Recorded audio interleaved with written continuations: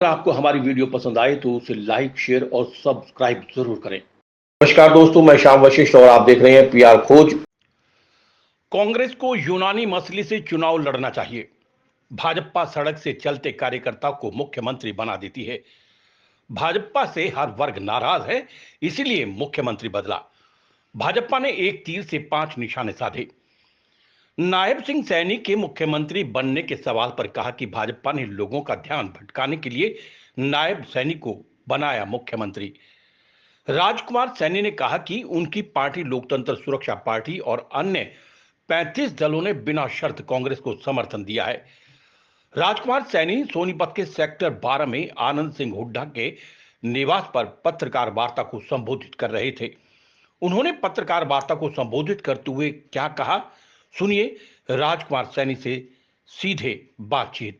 ये अब इस गठबंधन में मैं जो है ना नेशनल लेवल पे काम करता हूँ और आज भी मैं अपने गठबंधन के लिए काम कर रहा हूँ। चुनाव लड़ना मेरा वो नहीं है कि मैं विधानसभा में लड़ने का पक्षधर हूँ, लेकिन अगर कांग्रेस को सीटें जीतनी है फिर हमें कांग्रेस को यूनानिमसली कहीं से भी लड़वाना चाहिए, ताकि हम इस वोट को ट्रांसफर करने में लोगों को ये बता सकें कि भाई कांग्रेस 10 की 10 सीटें जीत रही है। जीतेगी तब जब जातिगत समन्वय बनेगा। जैसे बीजेपी राज चलते को सड़क पे चलते चलते कार्यकर्ता को चीफ मिनिस्टर बना देते हैं, लेकिन हमारे देश में कांग्रेस पार्टी के जितने भी चीफ मिनिस्टर बने वो लोकसभा की लड़ाई नहीं लड़ रहे, वो मुख्यमंत्री की लड़ाई लड़ रहे हैं। समस्या ये है कि जब तक हम लोकसभा हरियाणा में पहले नहीं जीतेंगे, जिधर लोकसभा चली जाती है उधर विधानसभा चली जाती है। हमें सबसे पहले देखिए भैया, मैं किसी को नसीहत देने नहीं, कोई अच्छी बात कह रही थी कांग्रेस कि हम जाति का समन्वय करेंगे।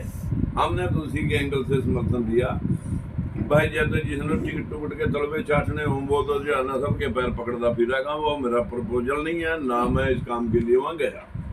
बाकी रही बात यह, अगर इनको 10 सीट जीतनी है तो मैं इतना मेरा है कि भाई तुम अगर मतलब 50% वोटा सारे पुआओगे तो मैं 50% कल्ला पुआ सकता हूँ, इतना मैं दम रखता हूँ। मैं ज्यादा ब्लफ मारने की बात नहीं। सैनी साहब, हाँ जी, एक बात बताएं मेरे को, सभी पार्टियों को तितर बटेर चाहिए, नेता चाहिए जो आवाज उठा दे।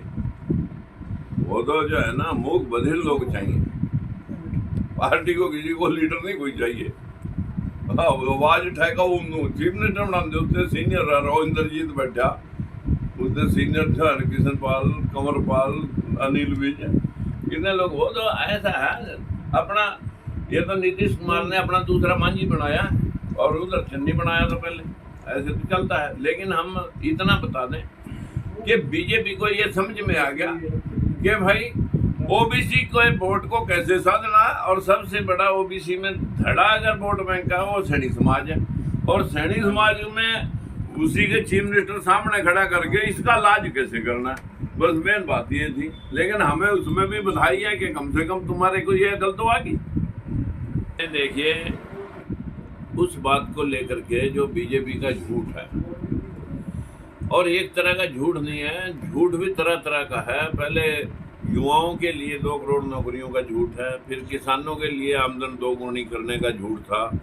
फिर रुपए की गिरते स्तर को रोकने का झूठ था, फिर जो है ना पेट्रोल और गैस के लिए जो है ना उन्होंने कहा हम आधे रेट में ला देंगे, 75 वाले डीजल पेट्रोल को हम 35 में दे देंगे, गैस सिलेंडर 450 का 300 में दे देंगे, 15 लाख रुपए काले धन ला करके किसान लोगों को दे देंगे, भ्रष्टाचार के ऊपर पूर्ण विराम लगा देंगे। अभी इलेक्ट्रोल बॉन्ड का भ्रष्टाचार आपने देख ही लिया होगा, उसमें मेरा कहना नहीं बनता। जितने छापेमारी हुई सभी का तुरंत बीजेपी का निशाना जो है वो यही था कि बड़ी बड़ी कंपनियां जो इस देश के बच्चों को रोजगार दे रही थी उन सब के ऊपर ईडी सीबीआई के छापों से उन्होंने इतना धन इकट्ठा कर लिया डरा डरा करके।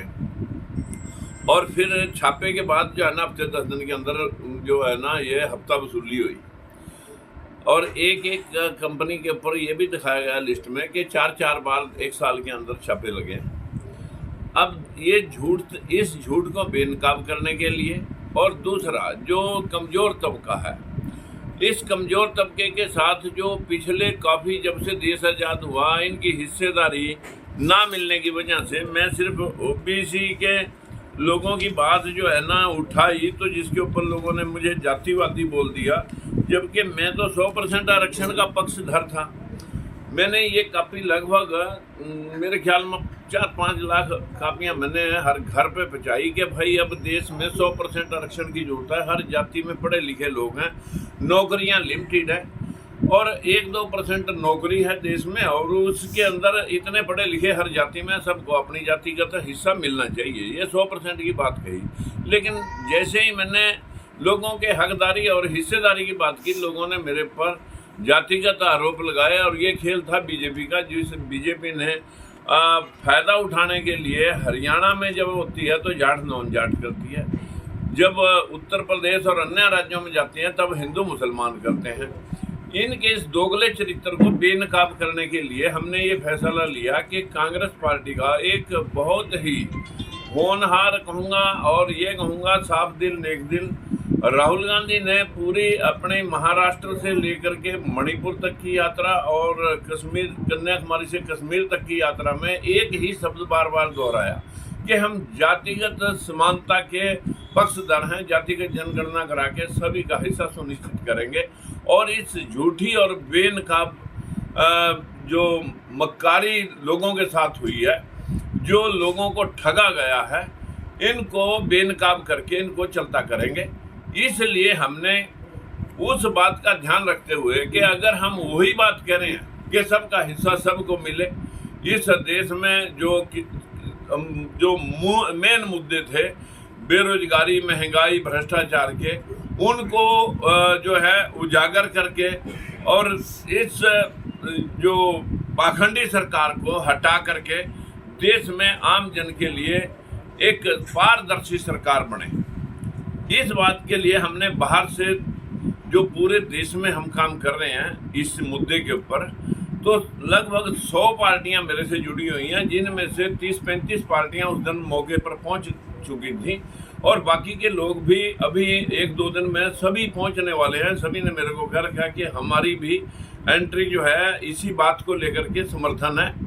हमने कुछ मांगने के लिए ये समर्थन नहीं दिया या कोई लोभ लालच के बस या किसी टिकटों के बस ये समर्थन दिया, मतलब बिना किसी स्वार्थ के, बिना किसी कमिटमेंट और शर्त के। हमने कहा कि जब आप कह रहे हो कि हम सामाजिक समरसता और बराबरी और समानता लाएंगे, तो फिर अलग अलग मंचों पे खड़े होने का कोई लॉजिक नहीं बनता, तो क्यों ना हम सब इकट्ठे होकर के एक मंच के ऊपर ये काम करें। मैंने 35 पार्टियां, मैंने कहा कि देश में लगभग 100 राजनीतिक दल छोटे बड़े मेरे साथ जुड़े हुए हैं पूरे अलग अलग स्टेटों में, वो सभी इस बात का पक्षधर थे और उन्होंने राजकुमार सैनी को कन्वीनर बना के भारतीय पिछड़ा वर्ग महागठबंधन के माध्यम से इंडिया गठबंधन को समर्थन किया। देखिए, वो तो सिर्फ राजकुमार सैनी ने जैसे ये आवाज कमजोर तबके की, दलितों पिछड़ों की उठा रखी थी, तो पिछले दिनों जींद में एक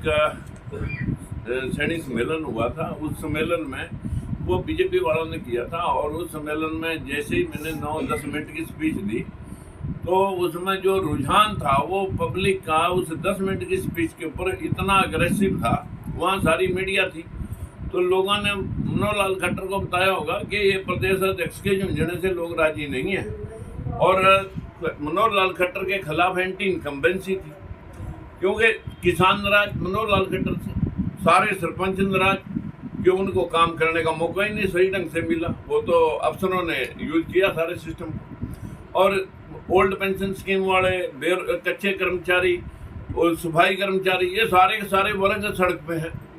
तो मनोहर लाल खट्टर को बीजेपी कैसे हटाए? इस उनको हटाने के एंगल से कि मनोहर लाल खट्टर को अब चुनाव में जो है ना करनाल भेज दें और यहाँ राजकुमार सैनी का इलाज करने के लिए जो है ना ओबीसी के साथ जुड़ा हुआ है। कहीं जैसे ही सोनीपत से खबर मीडिया में चलाई किसी ने कि राजकुमार सैनी कांग्रेस के माध्यम से जो है यहाँ सोनीपत में चुनाव लड़ेगा, इतने में बीजेपी के पसीने छूट गए और उन्होंने आनन फानन में रात को इंडोर मीटिंग की दुष्यंत चौटाला के साथ कि भाई आप का मुद्दा है विधानसभा, आप विधानसभा में हमारे साथ हो लेना दोबारा, हम आपको ले लेंगे, लेकिन अभी आपका लोकसभा मुद्दा नहीं और आप बस नज़दीक से जो है ना ये बोल जाके जनता में कि बीजेपी ने मेरे साथ धोखा किया है, ताकि आपको सहमति और हमदर्दी मिले और हुड्डा के वोट कटे। और दूसरा नंबर, मनोहर लाल खट्टर को हटा करके वहां भेजें तो इससे एंटी इनकम्बेंसी खत्म हो।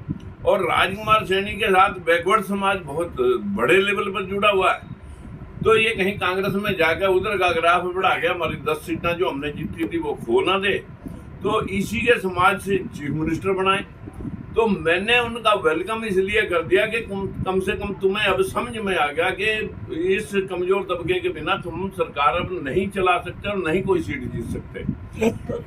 एक आखिरी पैतरा उनका ये था, उसी दिन इलेक्टोरल बॉन्ड पर वो आया था फैसला सुप्रीम कोर्ट का। उस फैसले को कहीं जनता की नजरों में वो फैसला ना पड़े तो हरियाणा में बड़ा राजनीतिक फेर